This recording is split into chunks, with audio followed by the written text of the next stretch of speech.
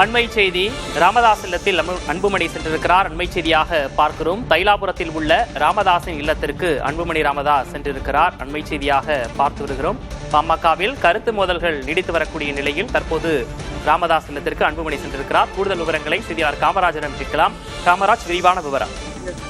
பாட்டாளி மக்கள் கட்சியில் அன்புமணி ராமதாஸுக்குமே கருத்து மோதல் இருந்து வருகிற நிலையில் இருவரும் ஒருவரை சந்திக்காமல் சில மாதங்களாக நீடித்து வருகிறது.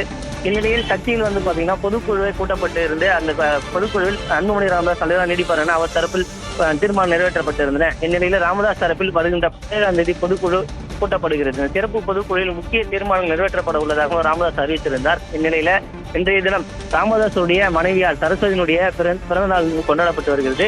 இந்த பிறந்த நாள் அன்புமணி ராமதாஸ் எப்பொழுதுமே தனது தாயை சந்தித்து ஆசீர்வாதம் பெறுவது வழக்கமாக கொண்டிருக்கிறார்.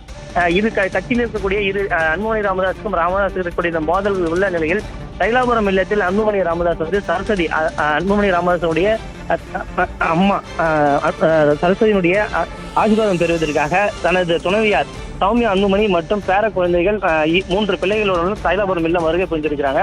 இந்த சந்திப்பானது கட்சியினுடைய ஒரு பரபரப்பை ஏற்படுத்தியிருக்கிறது. இந்த வருகின்ற 17ஆம் தேதி பொதுக்குழு கூட்டம் நடைபெற உள்ள நிலையில இந்த சந்திப்பு நிகழ்ந்திருக்கிறது.